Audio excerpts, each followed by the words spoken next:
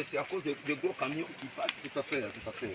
Il m'est arrivé un jour d'être ici.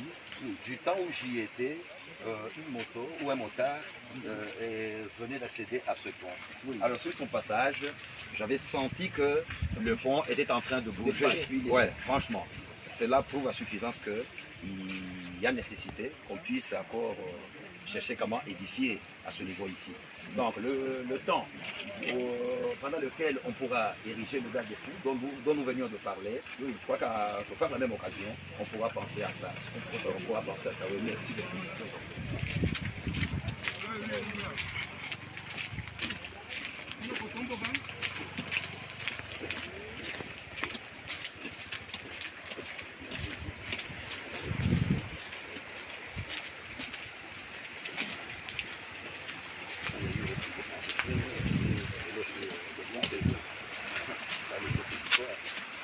Il faut filmer d'un côté à l'autre. Il faut filmer les qu'on Ça, c'est la limite. Et voilà, nous sommes ici à la limite. Nous sommes à la limite entre le territoire de Malemba-Nkolo, le groupement de Bunda et le territoire de Bukama, chefferie de Kinkonja, donc groupement de Mangi. Nous sommes ici où nous sommes. Vous voyez même la pierre, ça bouge. Bon, il faudra mettre quelque chose pour que le pont ne puisse pas basculer. Absolument. Dans cette ville. Et maintenant, nous sommes dans la chefferie de Kinkonja, territoire de Bukama, où nous sommes. Ce que vous voyez de part et d'autre, ce sont les déchets emportés par le courant d'eau. Quand il y avait le débordement des eaux. Même à ce niveau aussi. Hein. Ah ouais.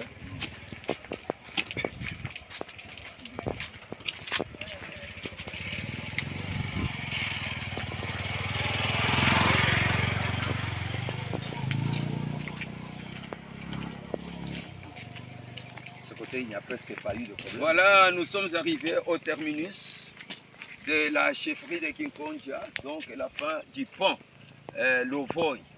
Je ne sais pas ce que vous pouvez dire parce que on va vous suivre, on va suivre les chefs de secteur, les chefs de groupement, Oui. vos collègues administrateurs des territoires, Oui. collègues chefs de chefferie, Mbayaotoka, Oui. collègues chefs de groupement. Oui.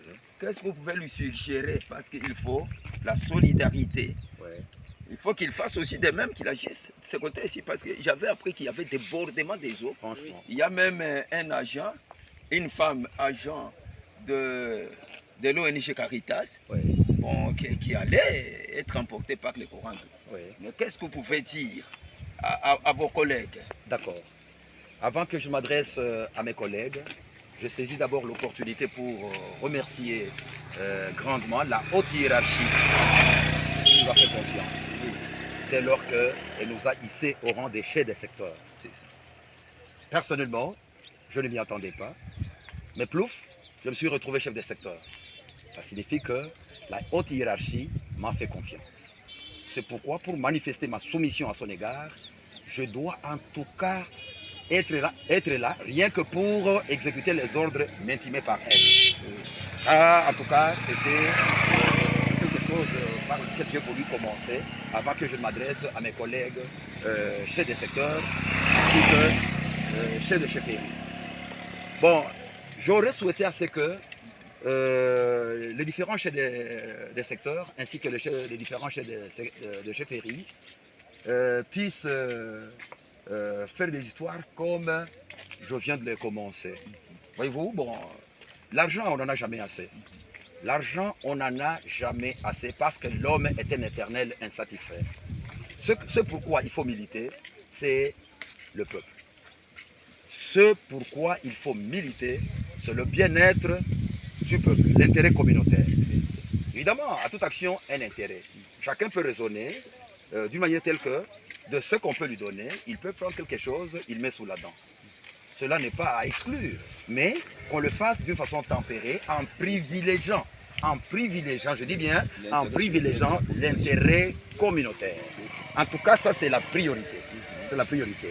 Si alors tout le monde pouvait faire comme j'ai donné l'exemple, en tout cas, les histoires iraient bon train. Et la conséquence résultante est que, d'abord, notre pays la RDC émergerait. Notre province du Haut-Lomami émergerait. Le secteur de Mwanza émergerait. Chacune des chefferies se trouvant dans le territoire de Mali